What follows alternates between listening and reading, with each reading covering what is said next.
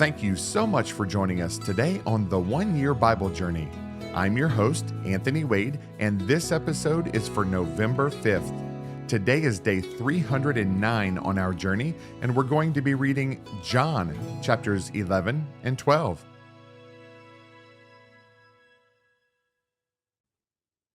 John chapter 11. Now a certain man was sick, Lazarus of Bethany, the town of Mary and her sister Martha. It was that Mary who anointed the Lord with fragrant oil and wiped his feet with her hair, whose brother Lazarus was sick. Therefore the sisters sent to him, saying, Lord, behold, he whom you love is sick. When Jesus heard that, he said, This sickness is not unto death, but for the glory of God, that the Son of God may be glorified through it. Now Jesus loved Martha and her sister and Lazarus. So when he heard that he was sick, he stayed 2 more days in the place where he was. Then after this, he said to the disciples, Let us go to Judea again. The disciples said to him, Rabbi, lately the Jews sought to stone you, and you are going there again?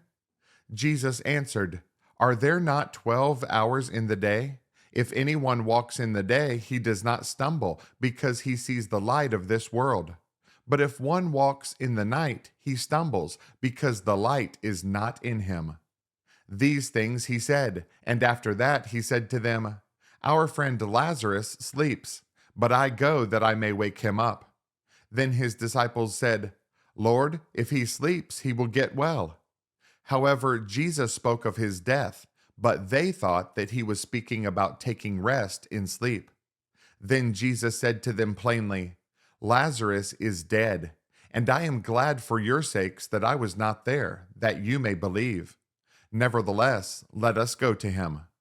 Then Thomas, who is called the twin, said to his fellow disciples, Let us also go, that we may die with him. So when Jesus came, he found that he had already been in the tomb 4 days. Now Bethany was near Jerusalem, about 2 miles away. And many of the Jews had joined the women around Martha and Mary to comfort them concerning their brother. Then Martha, as soon as she heard that Jesus was coming, went and met him, but Mary was sitting in the house. Then Martha said to Jesus, Lord, if you had been here, my brother would not have died. But even now I know that whatever you ask of God, God will give you. Jesus said to her, Your brother will rise again. Martha said to him, I know that he will rise again in the resurrection at the last day. Jesus said to her, I am the resurrection and the life. He who believes in me, though he may die, he shall live. And whoever lives and believes in me shall never die. Do you believe this? She said to him, Yes, Lord, I believe that you are the Christ, the Son of God, who is to come into the world.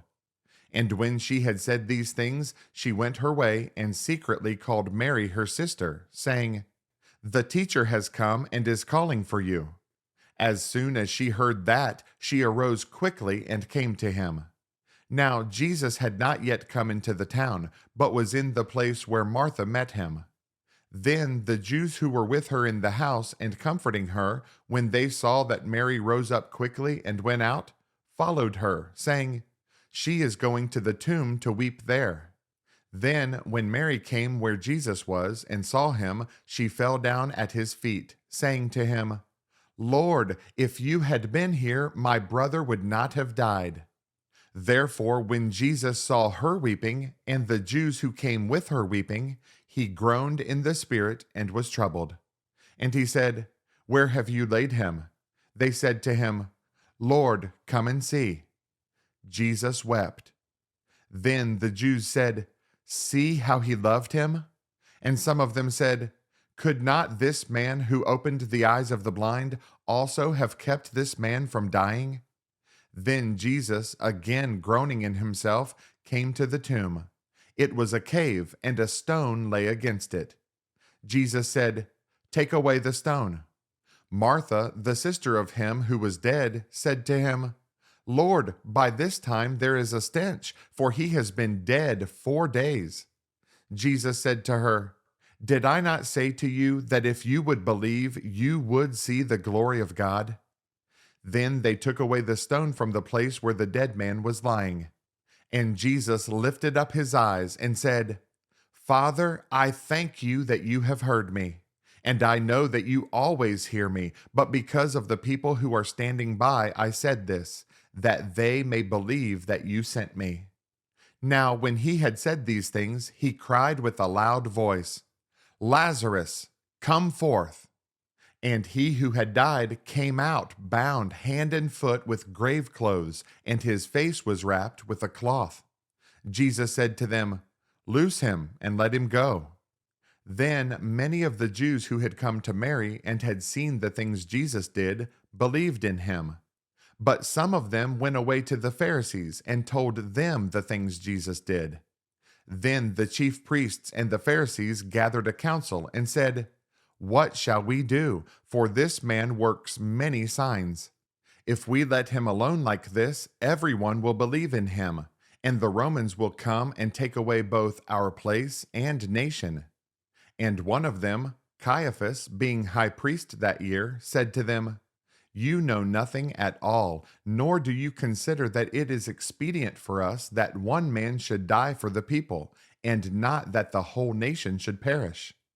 Now this he did not say on his own authority, but being high priest that year, he prophesied that Jesus would die for the nation, and not for that nation only, but also that he would gather together in one the children of God who were scattered abroad. Then from that day on, they plotted to put him to death. Therefore Jesus no longer walked openly among the Jews, but went from there into the country near the wilderness, to a city called Ephraim, and there remained with his disciples. And the Passover of the Jews was near, and many went from the country up to Jerusalem before the Passover, to purify themselves. Then they sought Jesus, and spoke among themselves as they stood in the temple. What do you think, that he will not come to the feast? Now both the chief priests and the Pharisees had given a command that if anyone knew where he was, he should report it, that they might seize him. John chapter 12. Then 6 days before the Passover, Jesus came to Bethany, where Lazarus was who had been dead, whom he had raised from the dead. There they made him a supper, and Martha served, but Lazarus was one of those who sat at the table with him. Then Mary took a pound of very costly oil of spikenard, anointed the feet of Jesus, and wiped his feet with her hair. And the house was filled with the fragrance of the oil. Then one of his disciples, Judas Iscariot, Simon's son, who would betray him, said, Why was this fragrant oil not sold for 300 denarii and given to the poor?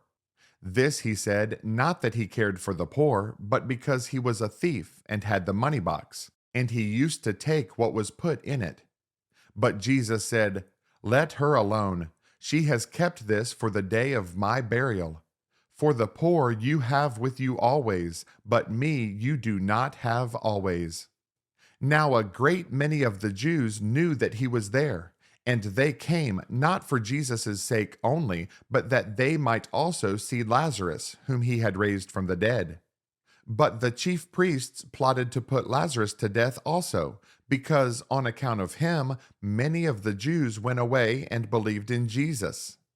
The next day, a great multitude that had come to the feast, when they heard that Jesus was coming to Jerusalem, took branches of palm trees and went out to meet him, and cried out, Hosanna! Blessed is he who comes in the name of the Lord, the King of Israel. Then Jesus, when he had found a young donkey, sat on it, as it is written, Fear not, daughter of Zion. Behold, your king is coming, sitting on a donkey's colt. His disciples did not understand these things at first. But when Jesus was glorified, then they remembered that these things were written about him, and that they had done these things to him. Therefore the people who were with him when he called Lazarus out of his tomb and raised him from the dead bore witness. For this reason the people also met him, because they heard that he had done this sign. The Pharisees therefore said among themselves, "You see that you are accomplishing nothing. Look, the world has gone after him." Now there were certain Greeks among those who came up to worship at the feast. Then they came to Philip, who was from Bethsaida of Galilee, and asked him, saying, "Sir, we wish to see Jesus." Philip came and told Andrew, and in turn Andrew and Philip told Jesus. But Jesus answered them, saying, "The hour has come that the Son of Man should be glorified. Most assuredly, I say to you, unless a grain of wheat falls into the ground and dies, it remains alone. But if it dies, it produces much grain. He who loves his life will lose it, and he who hates his life in this world will keep it for eternal life. If anyone serves me, let him follow me. And where I am, there my servant will be also. If anyone serves me, him my Father will honor. Now my soul is troubled, and what shall I say? Father, save me from this hour? But for this purpose I came to this hour. Father, glorify your name." Then a voice came from heaven saying, "I have both glorified it and will glorify it again." Therefore the people who stood by and heard it said that it had thundered. Others said, "An angel has spoken to him." Jesus answered and said, "This voice did not come because of me, but for your sake. Now is the judgment of this world. Now the ruler of this world will be cast out. And I, if I am lifted up from the earth, will draw all peoples to myself." This he said, signifying by what death he would die. The people answered him, "We have heard from the law that the Christ remains forever. And how can you say, 'The Son of Man must be lifted up'? Who is this Son of Man?" Then Jesus said to them, "A little while longer the light is with you. Walk while you have the light, lest darkness overtake you. He who walks in darkness does not know where he is going. While you have the light, believe in the light, that you may become sons of light." These things Jesus spoke and departed, and was hidden from them. But although he had done so many signs before them, they did not believe in him, that the word of Isaiah the prophet might be fulfilled, which he spoke. "Lord, who has believed our report? And to whom has the arm of the Lord been revealed?" Therefore they could not believe, because Isaiah said again, "He has blinded their eyes and hardened their hearts, lest they should see with their eyes, lest they should understand with their hearts and turn, so that I should heal them." These things Isaiah said when he saw his glory and spoke of him.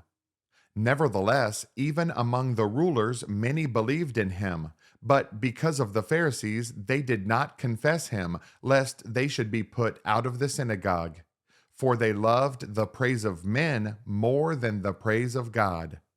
Then Jesus cried out and said, "He who believes in me believes not in me, but in him who sent me. And he who sees me sees him who sent me. I have come as a light into the world, that whoever believes in me should not abide in darkness. And if anyone hears my words and does not believe, I do not judge him. For I did not come to judge the world, but to save the world. He who rejects me and does not receive my words has that which judges him. The word that I have spoken will judge him in the last day. For I have not spoken on my own authority, but the Father who sent me gave me a command, what I should say and what I should speak. And I know that his command is everlasting life. Therefore, whatever I speak, just as the Father has told me, so I speak." Thanks again for joining us on this amazing journey through the Bible. For additional resources to help you grow in your walk of faith, please visit our website at anthonywade.org. Have a blessed day, and remember that Jesus is Lord and you are complete in Him.